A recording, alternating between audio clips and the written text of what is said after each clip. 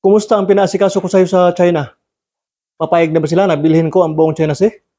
Medyo malabo pa boss kasi mahirap kausap yung presidente ng China eh.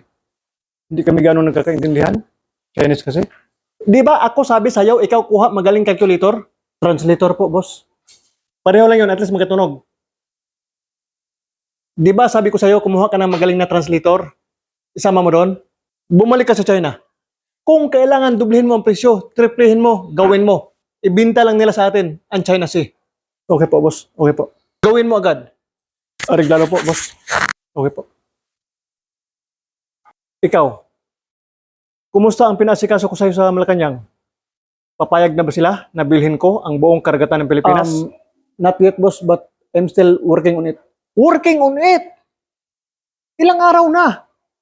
Kailangan mabili na natin ang buong karagatan ng Pilipinas para matambakan na. Gagawin ko sa bungan. Yes, boss, but we are still discussing about fixing some major problems. Some problem? Di ba sabi ko sa'yo, pag may problema, tambakan mo ng pira. No, not money related, boss. Yan, no. Kasi, boss, ang sabi kasi ng Pangulo, kung tambakan natin ang buong karagatan ng Pilipinas, paano naman daw yung mga isda? Saan natin ilipat? Kaya nga, binibili ko ang China Sea. Kasi pag tinambakan ko na ang buong karagatan, gusto ko lahat ng isda natin, doon muna tumira sa China Sea. So, wala silang problema doon.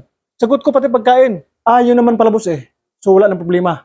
So, sa sunod na meeting namin, I'll see to it na papayag na sila na ibinta sa atin ang buong karagatan ng Pilipinas. Do it right away. Okay, boss.